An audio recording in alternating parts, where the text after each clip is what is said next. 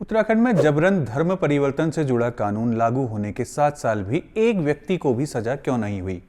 अफसरों को बंटने वाली गाड़ियों और मंत्रियों को मिलने वाली नई मौज की खबर क्या है? साइबर ठग कैसे पहाड़ों में फैला रहे हैं पैर और हमारी पुलिस कितनी मुस्तैद है?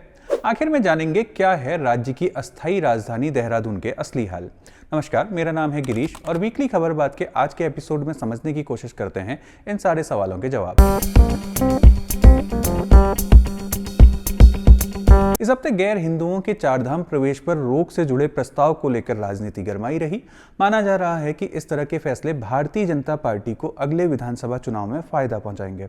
अब ये तो समय ही बताएगा कि इस तरह के फैसले भाजपा को कितना चुनावी फायदा पहुंचाएंगे या सरकार ऐसे फैसले किस तरह से जमीन पर लागू करेगी। लेकिन एक आंकड़ा ऐसा भी है जो इस तरह की राजनीति का संस दिखाता है। 2017 के बाद से उत्तराखंड की राजनीति में जिहाद शब्द का खूब इस्तेमाल किया जाने लगा। जिहाद पहले लव जिहाद हुआ, फिर लैंड जिहाद और अब थूक जिहाद जैसे शब्दों का इस्तेमाल खुले मंचों से राजनेता करने लगे हैं। जबरन धर्म परिवर्तन भी इसी जिहाद से जुड़ा एक मुद्दा है। 2018 में भाजपा सरकार उत्तराखंड धर्म स्वतंत्रता अधिनियम लाई थी। 2022 में इसमें संशोधन कर कानून में जेल की सजा की अवधि बढ़ाई गई और 2025 में इसे और कठोर कर सजा की अवधि 10 साल करने का प्रावधान किया गया। गंभीर मामलों में सरकार ने सजा की अवधि 20 साल या आजीवन कारावास तक के प्रावधान इसमें जोड़े। हालांकि 2025 में हुए ये संशोधन अभी नोटिफाई नहीं हो पाए हैं क्योंकि राज्यपाल ने इसे लिपिकीय गलतियों के सुधार के लिए सरकार को वापस भेज दिया है। ये तो रही कानून की बात, पर क्या आप जानते हैं Uttarakhand freedom of religion act के लागू होने के 7 सालों में इस मामले के तहत एक भी व्यक्ति को अभी तक सजा नहीं हो पाई है। इंडियन एक्सप्रेस ने अपनी एक रिपोर्ट में खुलासा करते हुए कहा कि कानून लागू होने के 7 सालों में पूरे राज्य में इस कानून के तहत कुल 62 मामले दर्ज हुए हैं, यानी 13 जिलों में कुल 62 मामले, लेकिन ट्रायल तक पहुंचे सिर्फ 5 मामले।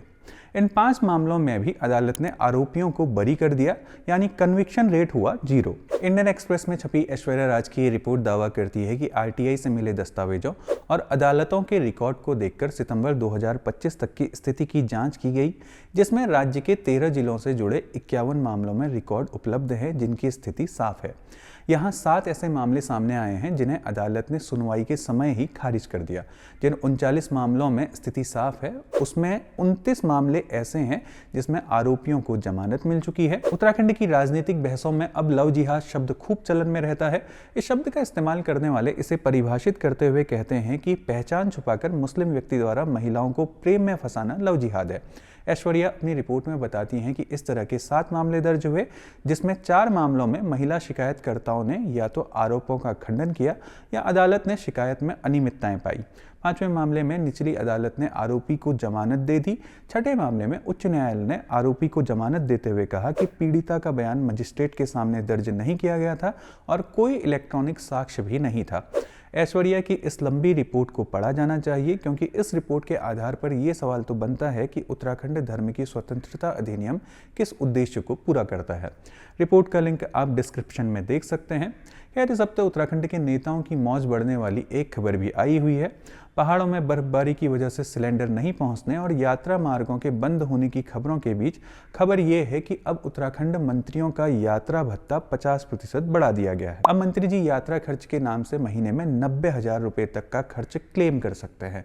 लोगों को लग रहा होगा कि 5 कैबिनेट मंत्रियों का यात्रा भत्ता 30,000 बढ़ जाने से क्या जो हो जाएगा, लेकिन असल बात यह है कि इस मंत्री शब्द का मतलब है मुख्यमंत्री से लेकर राज्य मंत्री सभी, यानी सबका यात्रा भत्ता अब 90,000 रुपये महीना तक हो चुका है। आर्थिक विशेषज्ञ इस फैसले को कंगाली में आटा गीला कह रहे हैं क्योंकि हमारे राज्य पर 80,000 करोड़ रुपए का कर्ज है।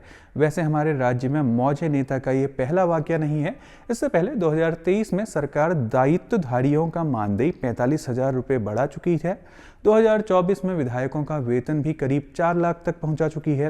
पूर्व विधायकों की पेंशन बढ़ाने का फैसला 2025 में लिया जा चुका है। अब अगर बात करें अफसरों की मौज की तो यहाँ कहानी अलग लेवल पर नजर आती है। वन विभाग के अफसरों ने compensatory afforestation fund management and planning authority यानी कैंपा के फंड से फील्ड के लिए खरीदी गाड़ियाँ अफसरों में ही बांट ली हैं। राज्य में डीएफओ और एसडीओ कैंपा के फंड से खरीदी गाड़ियों में घूम रहे हैं, जबकि वनाग्नि और मानव वन्य जीव संघर्ष से जूझ रहे राज्य में रेंजर और स्टाफ पैदल घूम रहे हैं या मालवाहक गाड़ियों से या फिर एक्सपायरी गाड़ियों में। फंड की गाइडलाइन में साफ साफ लिखा गया है कि वाहन की खरीद केवल रेंजर स्तर तक ही की जाएगी। जमीन पर काम करने वाले कर्मचारियों के हाल कैसे होते हैं आप वन विभाग के रेंजरों की स्थिति से समझ सकते हैं। राज्य में कुल 308 पद रेंजरों के हैं, जिसमें 73 पद खाली हैं। राज्य के 235 रेंजरों में करीब 135 के पास बुलेरो या मालवाहक है, जिसमें भी 35 रेंजर ऐसे हैं जो एक्सपायर गाड़ियों से अपना काम चला रहे हैं। जब इस मामले में वन मंत्री सुबोध उनियाल से सवाल किया गया तो उन्होंने अपने चिर परिचित अंदाज में हमेशा वाला उत्तर दिया, मामला बहुत गंभीर है, ऐसा हुआ है तो जांच के निर्देश दिए जाएंगे। जांच की बात हो ही रही है तो उत्तराखंड पुलिस भी साइबर ठगों की जांच के मामले में फिसड्डी साबित हो रही है। पिछले साल नवंबर के महीने तक सिर्फ कुमाऊं में साइबर ठगों ने 312 लोगों को अपना शिकार बनाया। इस दौरान कुमाऊं में 31 करोड़ से ज्यादा की साइबर ठगी हुई है। अब इतनी बड़ी ठगी के कितने मामले पुलिस ने पकड़े? महज 46, यानी 86% अपराधी पुलिस की पकड़ से बाहर है। पिथौरागढ़, चंपावत, बागेश्वर और अल्मोड़ा में इस दौरान घटे 94 मामले बताते हैं कि अब साइबर ठग पहाड़ में पैर पसारने लगे हैं। पहाड़ के हाल के बाद अब जानते हैं कि अस्थायी राजधानी देहरादून के क्या हाल हैं। देहरादून में बीते साल ड्रंक एंड ड्राइव के करीब 4800 चालान काटे गए।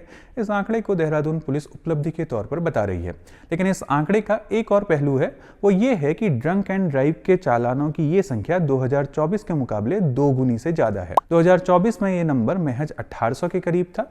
देहरादून में बढ़ा हुआ ये आंकड़ा इसलिए और खतरनाक हो जाता है क्योंकि देहरादून में 2025 में हुए सड़क हादसों में 75% ओवर स्पीड की वजह से हुए हैं। बाकी देहरादून की सड़कों के लिए केंद्र की हवा में चलने वाली गाड़ियों की योजना तो आप जानते ही हैं।